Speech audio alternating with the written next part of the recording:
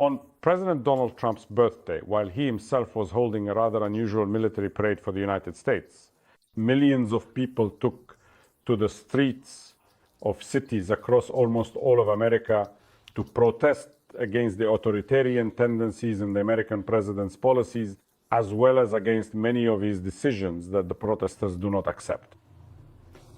Observers are already talking about an absolutely extraordinary and unprecedented level of mobilization among those protesting against Trump's policies, and that this remarkable level of mobilization, as noted by many observers, is hard to compare with protests in the past. Thus, both the division within American society and the willingness of Trump's opponents to engage in their own political activity are obvious. What conclusions can be drawn from this parade then? Well, first and foremost, it is a peaceful protest. Virtually no serious incidents were recorded. And this shows that Americans continue to believe in their own political system. Of course, they may consider Trump's policies unacceptable, but they hope that the further development of the political process, especially with the upcoming by-elections, could lead to a fundamental change in these policies. And indeed, for the Democratic Party, this very process opens up incredible significant prospects in terms of potentially defeating the Republicans in the by-elections next year. If we see that the Democratic Party actually gains control over both chambers of the American Congress, this will pave the way for the impeachment of Donald Trump. And of course, this is something the protesters can hope for. A completely different situation, of course, could arise in American society if 2026 only confirms the political advantage of the Republicans. The second, rather significant and important conclusion from these protests is the notable presence of Ukrainian flags, which were clearly visible that we could see in the hands of the protesters. This once again reminds us that the level of support for Ukraine in its fight against Russian aggression remains quite strong in American society. And by the way, this is not only about those who are protesting against Donald Trump's policies. It also concerns supporters of the current American president. The overwhelming majority of Republican supporters continue to sympathize with Ukraine in its war against the Russian Federation. The fact that the majority in the Senate, both Republicans and Democrats, are working together on a law introducing new sanctions against the Russian Federation, the fact that Congress is even starting to discuss the possibility of new military aid for Ukraine at a time when Donald Trump himself does not support this aid, speaks to a high level of public support. And let us not forget that all these people also do not sympathize with the Russian President Putin. Even among those who do not support Ukraine, there are many people who consider Putin a dictator with whom their president should not establish any kind of personal relationship.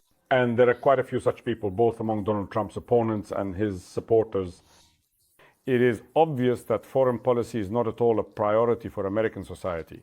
However, realizing how strongly the majority of Americans support Ukraine and oppose Russia's aggressive policies, Ukraine's task is precisely to make foreign policy issues a priority for the current administration.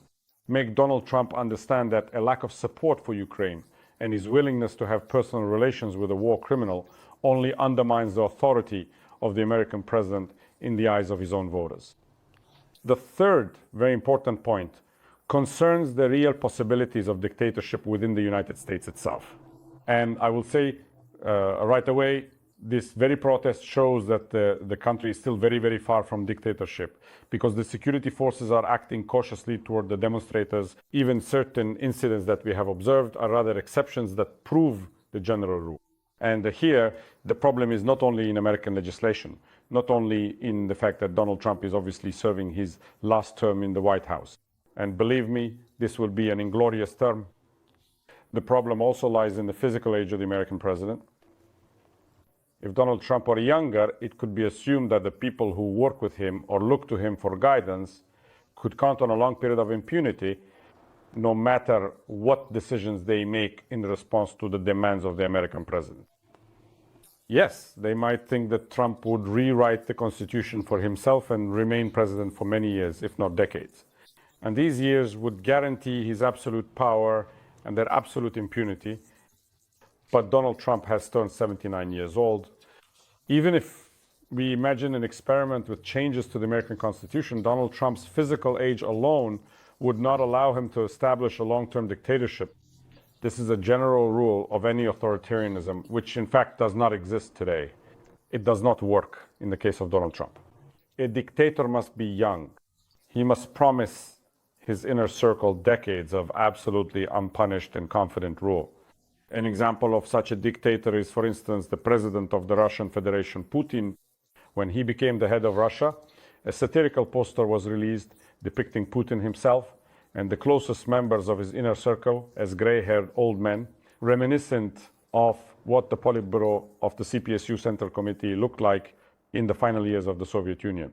Well, that poster now looks like absolute reality. That is exactly how Putin himself and his closest associates look today. But 25 years have passed, and many more years may go by before the people who have surrounded Putin since his very first day as president of Russia start to think about their own safety in connection with the possible physical death of the current Russian president. And Putin is not even that old yet.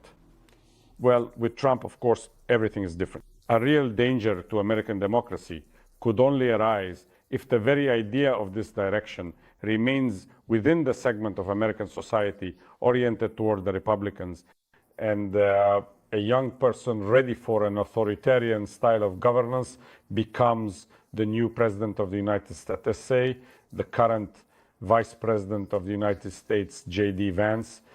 Then we could truly say that the United States would be living out the final years of its democracy, unless protesters from the opposing camp are able to force those leaning toward authoritarianism to change their view of the United States.